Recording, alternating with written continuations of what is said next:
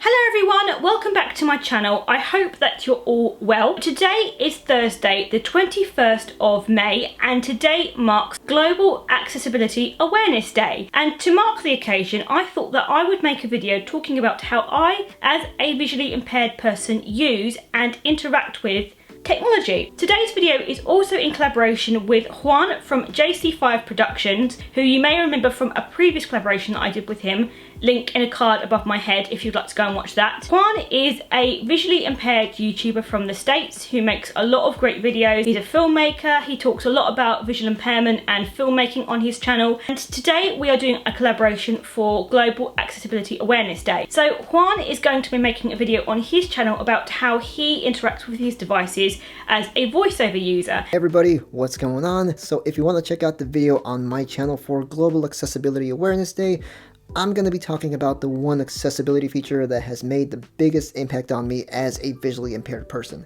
and that feature is Apple's VoiceOver screen reader. I use that feature on my iPhone, on my iPad, my MacBook Pro, my Apple Watch, and my Apple TV. So I want to share with you how VoiceOver has made life so much more manageable for me thanks to that feature being on all of those products. For my video, I am going to be talking about the features that I use as a visually impaired person on my Apple devices that enable me to be able to use them and interact with them. So for today's video, I have my iPhone, my MacBook, and my iPad with me. I am going to be going through the various accessibility features that I use on each of them. Also, if you have never been to my channel before and you don't know what my visual impairment is, I will link a video in a card above my head right now which explains what I can and can't see. And also, if you are new to this channel, please consider supporting me by clicking the subscribe button and also by clicking the notification bell down below so that you receive updates when I post new videos. The eyesight that I have enables me to see certain things, but I do need to use visual aids like magnifiers and also larger text as well. This is where the accessibility features on my devices really does come into play. All of these features that I am going to be discussing on this video today are features that are already available on your Apple devices. They are already built in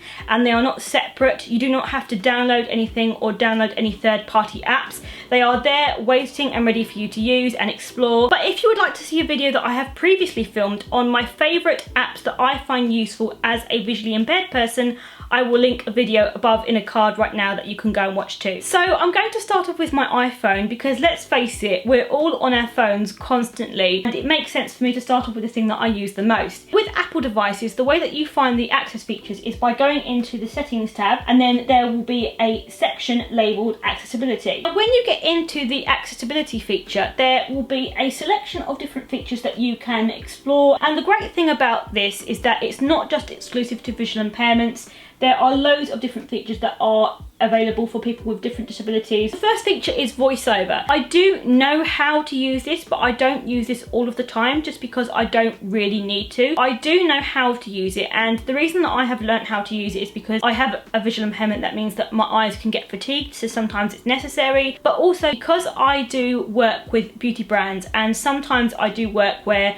I work with brands on how to improve their accessibility on their websites, it's important for me to be able to know how to use VoiceOver so that I can give my opinion on how they could improve their services. Just for today's video, I'm not going to put it on because I don't use it all the time, so it's not really something that is integral to my everyday life. One of the main features that I use on my iPhone is Zoom. Now this is a feature that enables you to be able to zoom into the screen. On your iPhone, what you do is tap twice with 3 fingers and it will zoom in on the screen. Now what you can then do is take your 3 fingers and basically scroll across the screen like you would with 1 finger, and this will enable you to see different parts of the screen whilst zoomed in. Now, this is really useful if I'm looking at pictures, if I'm reading text, if I'm sending a text to someone, or if I'm looking on Google Maps. Anything where it involves a little bit more close detailing that I can't see with my eyesight alone, I will then use Zoom to be able to see it more clearly. Now with Zoom, you also have the option to customize it to what you want. So what you can do is you can take your 3 fingers and tap 3 times, and then it then comes up with this little panel which enables you to change the options for how zoomed in you want it to be. You can choose the region, so you can either have it as a full screen or as a window zoom. You can also have the option to have a different filter on there as well. So if you want it to be inverted or in grayscale or low light, you can change it depending on what you want. And then you can also change how zoomed in you want it to be. So if you want it to be more zoomed in or less zoomed in, you can customize it to what you want it to be. And that is the great thing about these features, is that a lot of them enable you to be able to customize it to what you want and what you are comfortable with. The next feature that I use on my iPhone is the magnifier feature. Now this enables you to use your camera on your iPhone as a magnifier. And when set up, what you do is you triple click the side button to start the magnifier, and then it comes up with the magnifier app, and it just uses the camera on your phone, and you can zoom in or out depending on how zoomed in you want it to be. So I'm going to show you an example. This is a lipstick that has very, very small print, and then what it enables me to do is to zoom in, and then it uses the camera on my iPhone so that I can see it. And then you can also press the center button and it pauses the magnifier so that you can see in more detail what it says. And then you can then press the button again and it will go back onto live view. And I use this for a variety of different things like letters, books, magazines. I use it when I'm shopping, if I'm trying to find details about an item like the price or the ingredients. I have always used electronic magnifiers. I find them a lot more easier and a lot more convenient to use. The cameras on iPhones these days, and indeed all smartphones, are so much more powerful, and the fact that they are using these features to be able to enable you to use them as a magnifier is fantastic. Then we go on to the feature which is display and text size.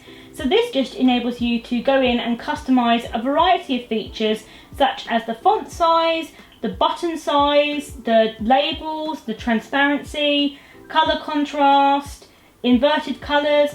There's a lot of different features that you can customize and change depending on what you want. So what I have basically done is I have enabled the feature called larger text, and this feature enables you to enlarge the text so that it appears bigger on the screen. And then we move on to the feature called spoken content. And this is the option where you can enable your phone to read back things like text or to speak the screen out to you. The first option I have here is speak selection. So this is basically where you select the text that you want it to read and it will read it back to you. This is what I use if I only want it to read out a small amount of text and the text might be a little bit too small for me to see. So I will highlight the paragraph and then I will have it read it out to me. So I'll show you an example. So let's go on to BBC News, and then I will select some text, and then when the speak selection feature is enabled, it will come up with an option that says speak, and I will then tap that. Whitley Bay, Tyne and Ware. This weekend the public is being urged to think twice before heading to England's beaches and country parks this weekend. That's an example of what you would do if you wanted it to read a smaller amount of text out to you. And then the other feature that I use is speak screen. Now this is a little bit different, where it will read out the entire screen, and the way that you use this is when enabled, you take two fingers and you swipe your two fingers from the top to the bottom of the screen, and it will then read out the content that is on the screen. And I find this very useful when I am reading books in particular, because it acts a little bit like VoiceOver would, except it does not change how you interact with your phone. So I have a book here on my Kindle Books app, and I'm going to show you what I mean. Fairy tales are more than true. Not because they tell us that dragons exist, but because they tell us that dragons can be beaten. G.K. Chesterton. And then when you go to use speak screen, it will come up with a little arrow, and when you tap it, it comes up with a selection of options. So you can choose to go back or jump forward, you can pause it or press play, and you can change the speed of which you want the voice to narrate things. So you can have it slower or faster. And also with the spoken content, I have the option which is highlight content, which is where it will highlight each word as it speaks it. It makes it easier if I want to quote something or cite something. It makes it easy for me to be able to pinpoint the quote and where I am on the page or on the text. Another feature that I use is the typing feedback feature, and this will narrate each letter and each word as you type it. I don't always physically see the spelling mistakes that I make or the grammatical errors, so this means that it will read out the text that I am typing as I type it. So if I miss something or if I misspell something, it enables me to go back and change it. Capital A C C E S S I B I accessibility. You can customize what you want it to say. So for me personally, I have it customized so that it will speak every character that I type, every word that I type, and then it will also speak out the auto text if I have made a mistake or if it wants to fill in the word for me. And I really like this feature because it just makes it more easy for me to be able to do things like use social media and type emails, and to be able to do things in the confidence that I won't make spelling mistakes. When I'm relying on sight alone, I don't always see the spelling mistakes, and this just makes it easy for me to be able to catch them out and to be able to correct them. And you can also change the accent and the speed of which you want the voice to be. So I have the Irish male and I have it on quite a high speed. I absolutely love the Irish accent, and the Irish accent is so great, so that's why I have the Irish male speaking to me, because I just really like it. So that is all of the access features that I use on my phone. And let's not forget to give an honourable mention to Siri, because Siri is fantastic when you have a visual impairment for so many things, like being able to look things up on the internet, or being able to shortcut things, or to be able to change apps. So that is everything on my phone. Now, moving on to what I use on my MacBook. So here is my MacBook, and with MacBooks, you will find the accessibility features by going onto System Preferences, and then by going onto the selection that says Accessibility. And you can also customize it to have an accessibility icon at the top as well if you want to, like I have done. Now, the first feature I want to walk you through that I use on my MacBook is Zoom. So Zoom is a great feature if you have a visual impairment, because it enables you to zoom in and out of your MacBook screen using the key commands on your keyboard. Now, what you do once you have enabled Zoom, to zoom in you press the Option, Command and the plus key. To zoom out you press the Option, Command and the minus key. And to zoom all the way out, you press the Option, Command and the 8 key. And this is a great feature because you can customize it to be what you want. You can change how zoomed in or zoomed out you want it to be. You can change the zoom style, so you can have it as full screen, split screen or picture in picture. When you go onto the advanced settings, you can also change whether you want it to follow the pointer or if you want it to stay static as well. And also under Zoom, I have the Enable Hover Text option on. So basically, when enabled, you press the command button and hover your cursor over the text and it will enlarge it to be bigger. Then we move into display. Now this is where you can change a variety of features such as the color, the contrast, the transparency and the size of your cursor. And you can basically change how big or small you want the cursor to be.